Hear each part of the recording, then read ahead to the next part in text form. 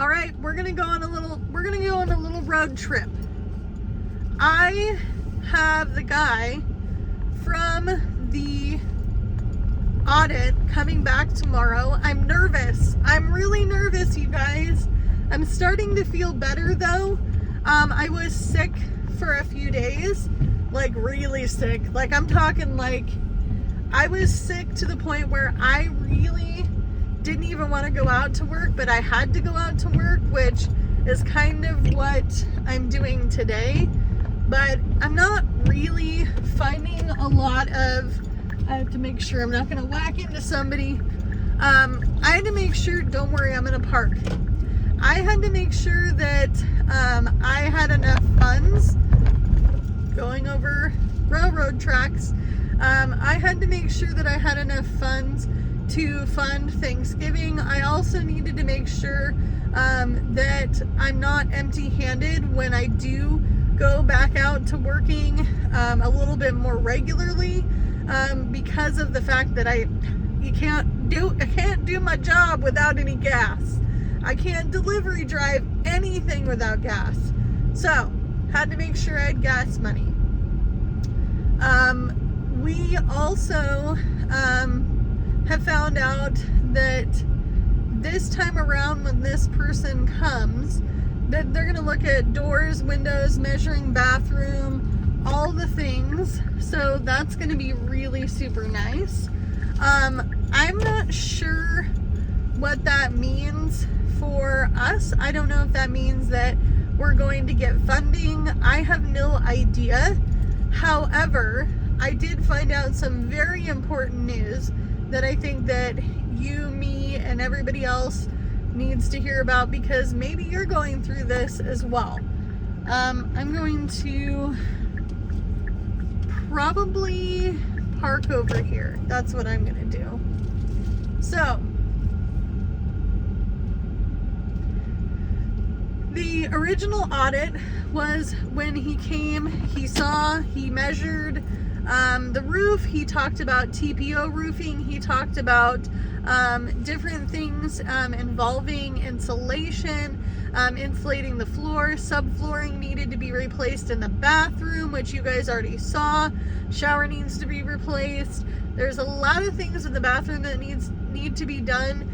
He did a lot of different tests. He had tons of different types of like little test things that he did to make sure that our house was sound enough to do all the things that we talked about.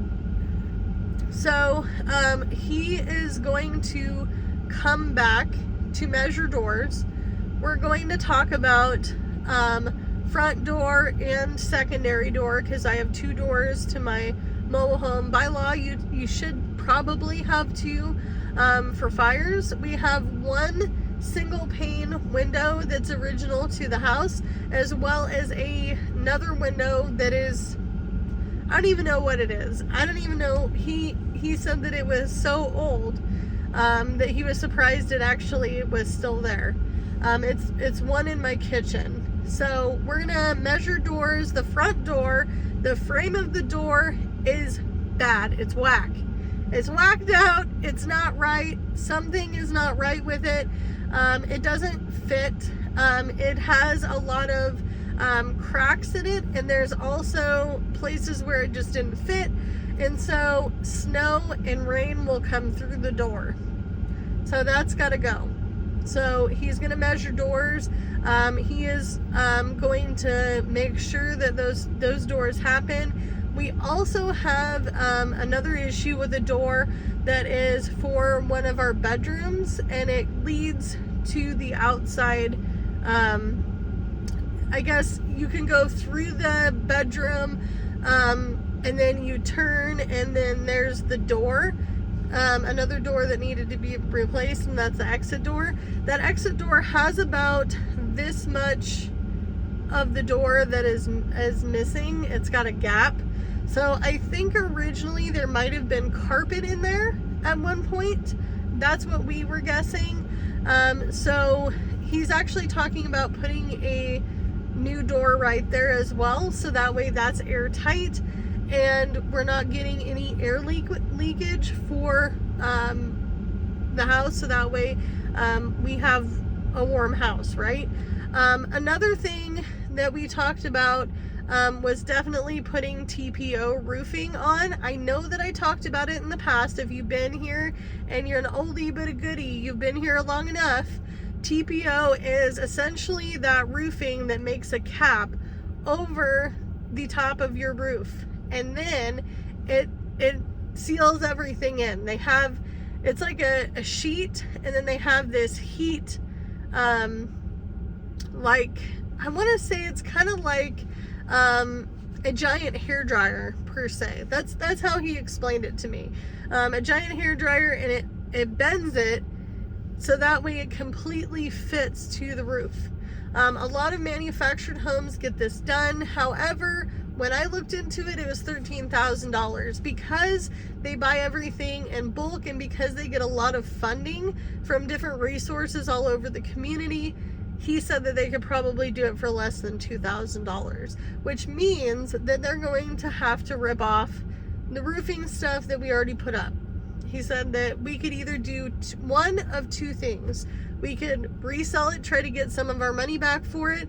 It has gone up quite a bit since we did the roof. So we probably could do that, or we could rebuild the awning. I think I would like to have the rebuild of the awning because of the fact that it would definitely help during hefty weather season for not only winter with snow, but the heat. We get two things because I'm in the high desert of Oregon.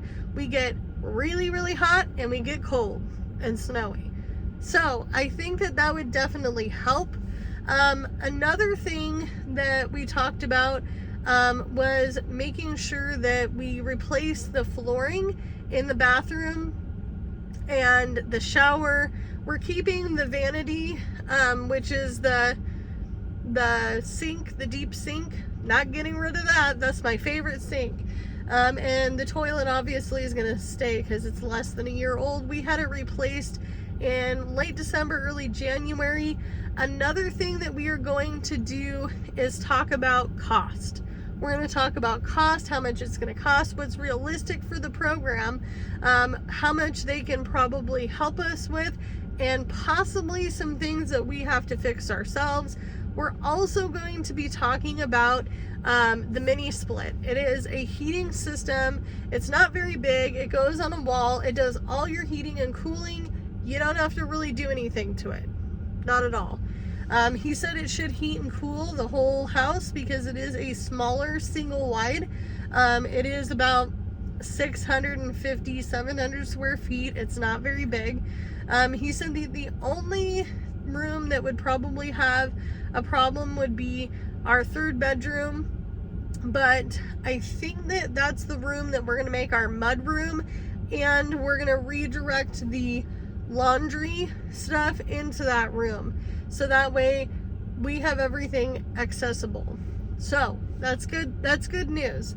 The laundry thing will not get done by the weatherization program or by any of the funding. That would be us, and that would be down the road. Right now it's functioning. It's a functioning bathroom, and it can have the water or the washer hookup in there and all the things. So that would be probably after all of this is done, that we would do the redirection of that.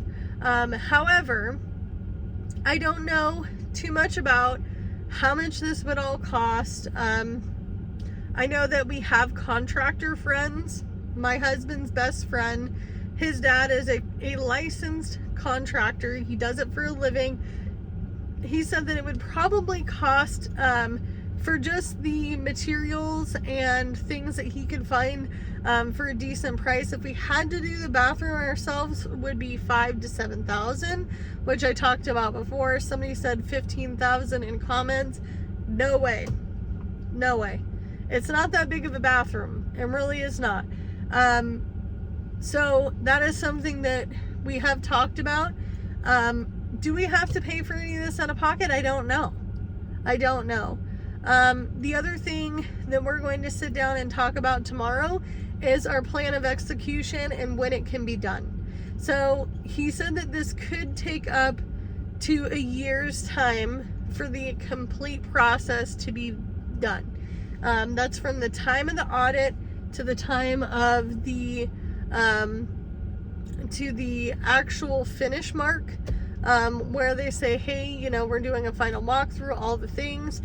He did have about 6 months in with my neighbor. My neighbor has had a lot of things done to their house, and as a matter of fact, a lot of the neighborhood that I live in this mobile home park has had the same process done.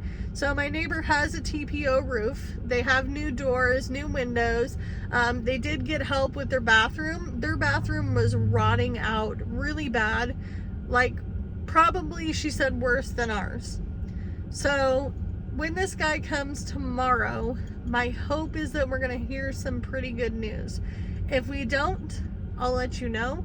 Either way, obviously, I'm going to let you guys know what's going on because of the fact that, you know, I'm me and I'm an oversharer. I overshare a lot of things, and I probably should keep some of it to myself, but we're besties here, and I want to make sure that you guys know that I'm keeping you in the loop. So this means that I think that it could be positive. He didn't sound as positive as he did the first time around when we talked, where he was like, don't worry about it, I think we can get this figured out. Now it's I don't know how much this is going to cost. We need to make sure that it's cost effective for the program, which I totally understand. I get it. However, I don't want to be super disappointed right before Thanksgiving. So hopefully that means good news, because we can only really do with what we've got, right? I always talk about that. And, you know, honestly, I had somebody ask me the other day, how do I stay so positive in a very uncertain situation? The truth is that you have to disconnect your feelings from where you think that you are going to be, and you have to really think of the things that you are capable of working with. My bathroom is not perfect. I'm embarrassed by that bathroom. And honestly, my house is old, but I own it. It's mine. That is one positive. It's in my name. It's in my husband's name. Nobody can take the single wide from us. We have some negatives. We live in a mobile home park. I don't get to control all the things, but the truth is the only thing that you can control is how you react to situations that are super out of your control. I don't have the magic wand. You don't have a magic wand, and that's okay. That's just life.